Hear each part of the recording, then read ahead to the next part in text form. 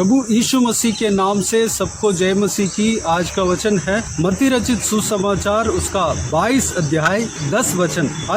उन दासों ने सड़कों पर जाकर क्या बुरे क्या भले जितने मिले सबको इकट्ठा किया और विवाह का घर अतिथियों से भर गया। मेरे प्रियो, यहाँ पर प्रभु यीशु अपना सेवकाई के काल में स्वर्ग राज्य के बारे में उपदेश दे रहा था।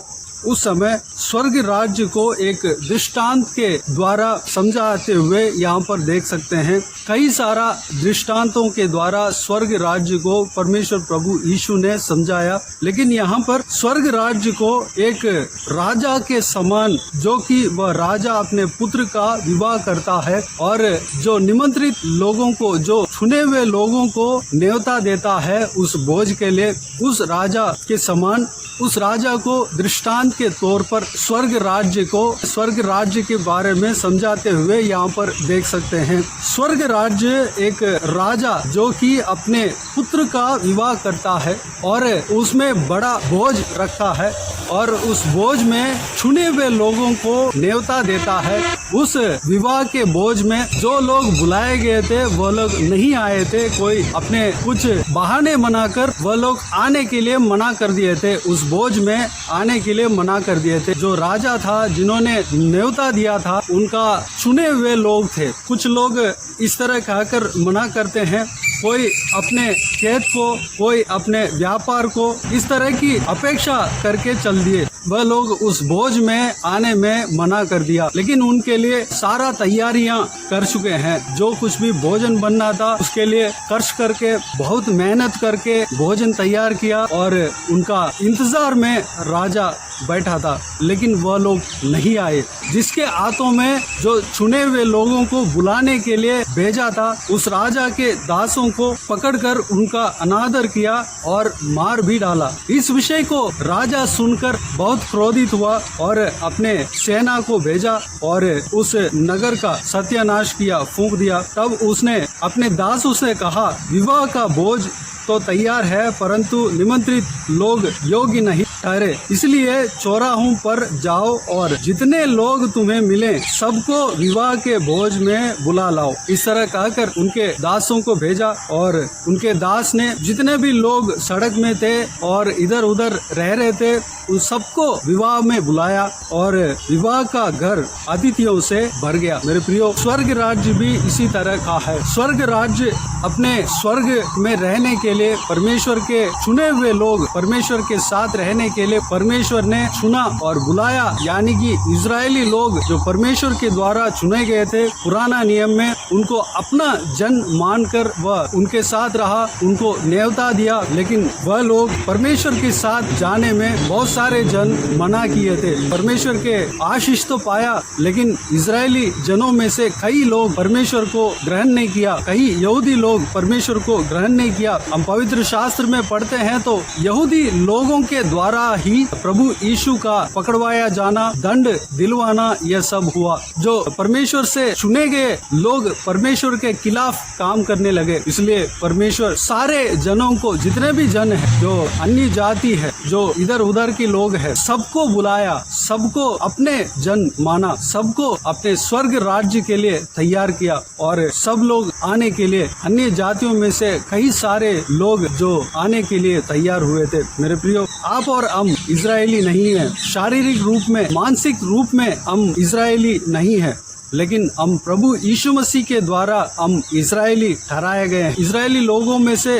कई सारे लोग परमेश्वर के खिलाफ उस आशीष को छोड़ दिए थे। उस जगह पर हमें बुलाया गया है, उस जगह पर हमें न्योता दिया गया है, परमेश्वर ने हमें बुलाया है, हम उस आशीष को पा सकते हैं। इजरायली जन पाना था, परमेश्वर का जन पाना था, जो लोग न्योता किए गए हैं उनका आशीष हमें मिलेगा। यह नहीं कहता कि इजराइल में सारे जन परमेश्वर परमेश्वर के खिलाफ है। लेकिन इजराइल देश में इजरायली जन जो परमेश्वर से चुने गए हैं, वह लोग जिस तरह परमेश्वर चाहा उस तरह नहीं चला। परमेश्वर के खिलाफ वह लोग करने लगे। परमेश्वर अन्य जातियों को बुलाने लगा, अन्य जातियों को बुलाया। मेरे प्रियो, हम इजरायलियों के आशीष को, इजरायलियों को जो आशीष जो मिला है हमें भी मिलेगा। इजरायली जन कौन है? परमेश्वर के दास अब्राहम के संतान में से इजरायली जन उत्पन्न हुआ। अब्राहम के पुत्र इसहाक और इसहाक के पुत्र याकूब, याकूब के जो 12 पुत्र थे उनके संतान सब इजरायली हैं। उनके लिए जो कुछ भी आशीष पुराना नियम में दिया गया है वह सब हमारे लिए अभी हो गया है, क्योंकि परमेश्वर ने कोई पक्षपात नहीं किया। अभी नया नियम में जो परमेश्वर प्रभु यीशु के जन्म के बाद, प्रभु यीशु के क्रूस उठाया हुआ दिन के बाद, यीशु के मृत्यु के बाद, जी उठने के बाद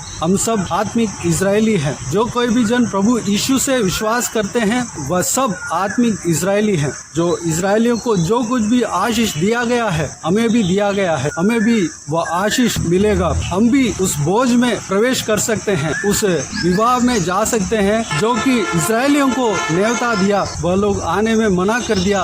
उस जगह पर हम जा सकते हैं। हम उस स्वर्ग राज्य के लिए बुलाए जाते हैं। मेरे प्रियो, आप में से कोई से भी भाषा का क्यों ना हो, कोई से भी देश का क्यों ना हो, परमेश्वर प्रभु यीशु आपको भी बुलाता है अपने स्वर्ग राज्य में प्रवेश होने के लिए, अपने बोझ में प्रवेश होने के लिए, अपने बोझ में एक अतिथि बनने के लिए, स्वर्ग राज्य में मेहमान बनने के लिए आपको भी बुलाया जाता है। जो कोई भी जन प्रभु यीशु से विश्वास रखते हैं, यहाँ पर देखते हैं कि पूरा घर यानी कि विवाह का घर अतिथियों से भर गया। हम सब स्वर्ग राज्य में प्रवेश हो सकते हैं। स्वर्ग राज्य के लिए हमें बुलाया जा रहे हैं। जो कोई भी जन प्रभु यीशु से विश्वास करते हैं वह स्वर्ग राज्य में प्रवेश कर सकते हैं।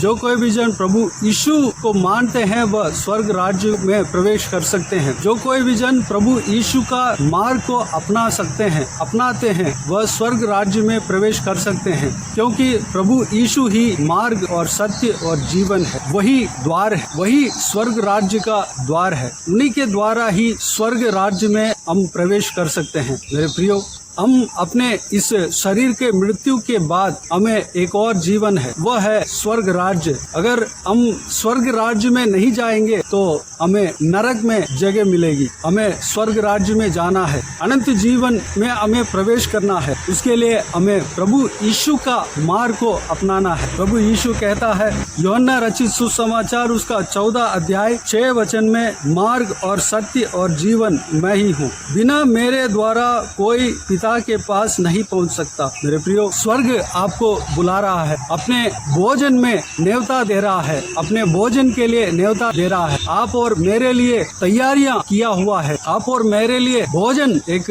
राजा का भोजन तैयार किया हुआ है। उस भोजन के लिए हमें बुलाते हैं। हमें उस भोजन में हमें जाना है, अतिथि बन के जाना है। वह आनंद की बात है, ना कि दुख की बात है। उस भोजन में अगर प्रवेश करना है तो हमें वहाँ पर जाने के लिए तैयार होकर जाना है। यानी कि मत्ती रचित सुसमाचार उसका 22 अध्याय 11-12 वचन में इस प्रकार कहा गया है, जब राजा अतिथियों को देखने भीतर आया तो उसने वहाँ एक मनुष्य को देखा जो विवाह का वस्त्र नहीं पहने था। उसने उससे पूछा, हे मित्र, तू विवाह का वस्त्र पहने बिना यहाँ क्यों आ गया? उसका मुंह बंद हो गया। मेरे प्रियो, 13 वचन में, तब राजा ने सेवकों से कहा, इसके हाथ पांव बांधकर उसे बाहर अंधियारे में डाल दो, वहाँ रोना और दांत पीसना होगा। 14 वचन, क्योंकि बुलाए हुए तो बहुत हैं परंतु चुने हुए थोड़े हैं। मेरे प्रियो, उस बोझ में जाने के लिए हमें तैयार होके जाना है। विवाह का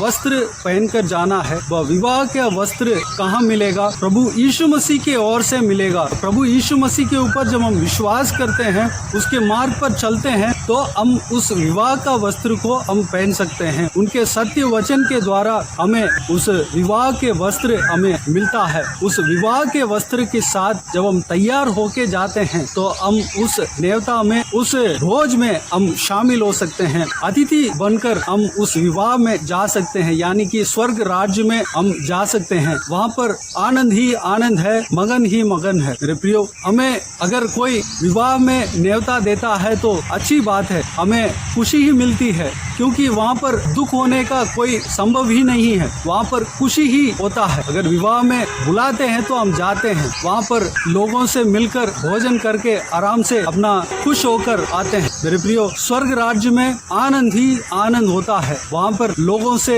मिलेंगे और प्रभु यीशु मसीह से मिलेंगे, वह राजा से मिलेंगे जो हमें बुलाया है। उस आनंद में प्रवेश होने के लिए ही प्रभु यीशु हमें इस वचन के द्वारा बुलाता है। प्रभु यीशु मसीह के ऊपर विश्वास रखें और उस विवाह में, उस आनंद में प्रवेश करें। तो आइए हम प्रार्थना में जाएं। स्वर्गीय पिता, दयालु परमेश्वर, आपको धन्यवाद देता हूँ आज का इस बहुमूल्य वचन के लिए। आपको धन्यवाद देता हूँ परमेश्वर, बीते हुए दिनों में हमें संभाला, सुरक्षित रखा, बचाया। आपको धन्यवाद देता हूँ परमेश्वर, आज का इस बहुमूल्य वचन में जो आपने हमें सिखाया उस बात के लिए आपको धन्यवाद देता हूँ परमेश्वर। स्वर्ग राज्य को एक अपने पुत्र को विवाह कराने वाले राजा के बराबर में आप दृष्टांत कहा है परमेश्वर। दृष्टांत के रूप में हमसे बातें किया परमेश्वर। उस दृष्टांत के द्वारा परमेश्वर के राज्य को, स्वर्ग राज्य को हमें परमेश्वर विस्तार से समझने के लिए अनुग्रह दिया। आपको धन्यवाद देता हूँ परमेश्वर। पिताजी, जिन्होंने जो लोग बुलाए गए हैं परमेश्वर, वो लोग बहाना बनाकर, कामकाज को बताकर अपने अपने कामकाज में जाने लगे, उस विवाह में नहीं आए थे, बल्कि जिन्होंने बुलाने के लिए, दोबारा बुलाने के लिए गया, उस दासों को मार डाला और पिटवाया परमेश्वर। पिताजी, उनकी जगह पर सारे अन्य जाति जो इजरायली नहीं है परमेश्वर, उन सबको वह राजा बुलाता है परमेश्वर। उस विवाह में प्रवेश होने के लिए, उस आनंद में प्रवेश होने के लिए, उस भोज में जो कि राजा का भोजन है, तैयार किए हुए हैं, उस भोजन में शामिल होने के लिए, अतिथि बनकर जाने के लिए, मेहमान बनकर जाने के लिए हम बुलाए जाते हैं परमेश्वर। पिताजी, सारा अन्य जाति बुलाए जाते हैं परमेश्वर, हमें भी आप बुलाते हैं परमेश्वर। बल्कि हम परमेश्वर शारीरिक रूप में इजरायली नहीं है, लेकिन प्रभु यीशु मसीह के द्वारा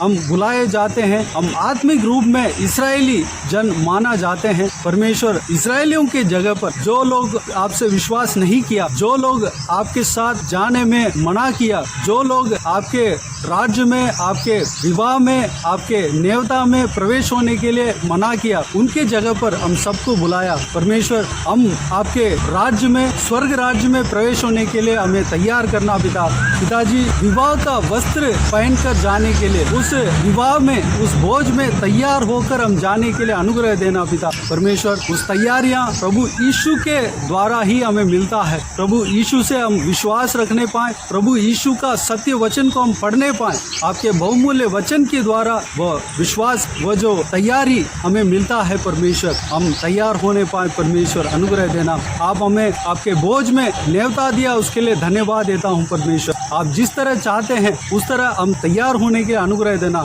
जब आप आएंगे उस समय आप हमें लेकर जाना परमेश्वर। पिताजी, आपके स्वर्गदूत को भेजेंगे परमेश्वर हमें ले जाने के लिए। पिताजी, हालेलुया, धन्यवाद देते हैं परमेश्वर। आप हमें तैयार करना, हमारा हृदय को तैयार करना, हमारे मन को तैयार करना पिताजी, हमारा आत्मा को तैयार करना परमेश्वर। धन्यवाद देता हूँ पिता। आपके विवाह में आनंद ही आनंद होता है, मगन ही महन होता है परमेश्वर। वहाँ पर लोगों से मिलते हैं, जो लोग विवाह में आया वो लोगों से मिल सकते हैं, आपसे मिल सकते हैं, राजा से मिल सकते हैं और राजा का भोजन हम कर सकते हैं और वहाँ पर हम खुशी मना सकते हैं परमेश्वर। पिताजी, उस वाक्य को हमें दिया, हमें न्योता दिया, आपको धन्यवाद देता हूँ। सारा व्यूअर्स, जो कोई भी जन इस वीडियो को देख रहे हैं परमेश्वर, सब लोग बुलाए जा रहे हैं परमेश्वर, आपके विवाह के लिए बुलाए जा रहे हैं। हर एक जन को न्योता दिया जा रहा है परमेश्वर। सब लोगों को तैयार करना पिता, आपके राज्य में प्रवेश होने के लिए तैयार करना, आपके विवाह में प्रवेश होने के लिए तैयार करना परमेश्वर, आपके स्वर्ग राज्य में प्रवेश होने के लिए तैयार करना, उस आनंद में प्रवेश होने के लिए तैयार करना पिता। धन्यवाद देता हूँ। हर एक जन को आशीष देना, सुरक्षित रखना। आपके वचनों के द्वारा हम तैयार होने पाए, सब लोग तैयार होने पाए,